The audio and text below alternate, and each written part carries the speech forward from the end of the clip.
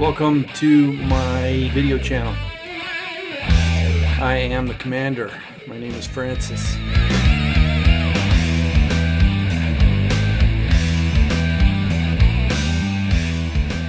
Some atheists decided that Jesus Christ was a construct, that we made him up. You know, like a superhero. In my book I say that there's no reason at all to believe that the so-called Jesus of Nazareth ever existed, but here's what I say about Socrates. It does not matter at all to me that we have no absolute certainty that Socrates even existed.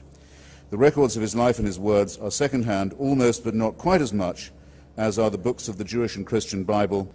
Now, as it happens, we do have some very good descriptions of the life of Socrates that make his existence to me plausible, but it doesn't matter to me at all whether he was real or not. What matters is that someone advanced his method of reasoning. Even atheists have their superheroes. And that's cool. But, you know, this atheist does make a good point when he says he doesn't really care if Socrates existed or not. It doesn't mean anything to him. What means something to him are that the ideas that this so-called Socrates passed down are here today, and they were good ideas. So he kept them. He doesn't allow the same process for Christians in Jesus Christ, but he should, because we live in a society with lots of superheroes. We got Superman, we got Batman, we got the Flash, we got Wonder Woman, we got Supergirl, you know, the Hulk. I don't know how the Hulk is a superhero, but anyway.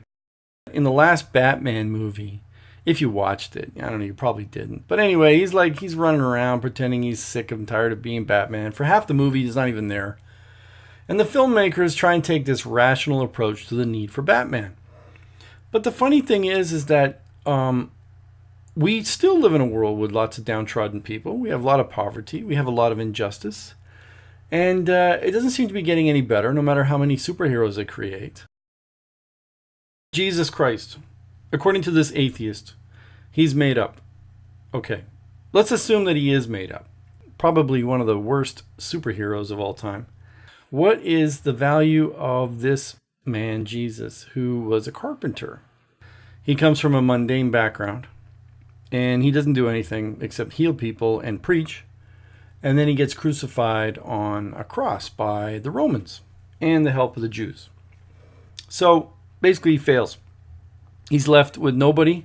The only person at his cross, according to the Gospels, were his mother and one of his apostles, John. Right? Everybody else had run away. But wait. What else can our superhero do? Jesus, he can rise from the dead. So he does. He rises from the dead and comes back with his army to destroy those people that killed him. Yeah. Looks like the writers of this fiction forgot to involve the armies with Jesus. So there's a bit of a glitch there. You know why? You could mention another thing about the resurrection. Most of the witnesses to this are women, illiterate, stupid, deluded, hysterical females, of the kind who in a Jewish court at that time would have had about as much chance of being listened to as they would in an Islamic court today.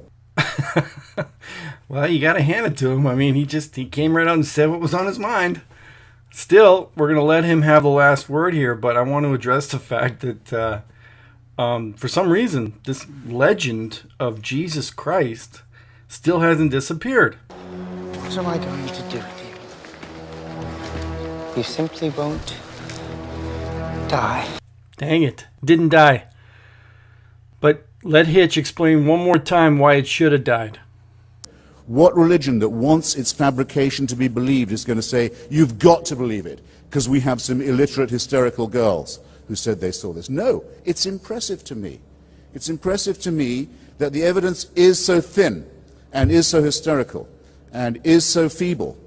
All right, let's hear that question again, because that's one we're going to answer. What religion that wants its fabrication to be believed is going to say, you've got to believe it, because we have some illiterate, hysterical girls who said they saw this? No, it's impressive to me. So according to Hitch, the only witnesses to the resurrection were a bunch of hysterical, uneducated, illiterate women. And you got to wonder how they wrote all that history about him and made it all up. How did they enlist the support of so many writers to help them? write varying stories of different, memories. Right. So the women are responsible for all this, according to Hitch, which is unbelievably stupid. But anyway, whatever. He can say whatever he wants. Let's take a look at which woman in particular would be responsible for this. Right? There is the prophecies of the virgin birth. And that would mean that Mary herself, the young Jewish girl, would have been the one to come up and convince everyone that in fact her baby is the Messiah.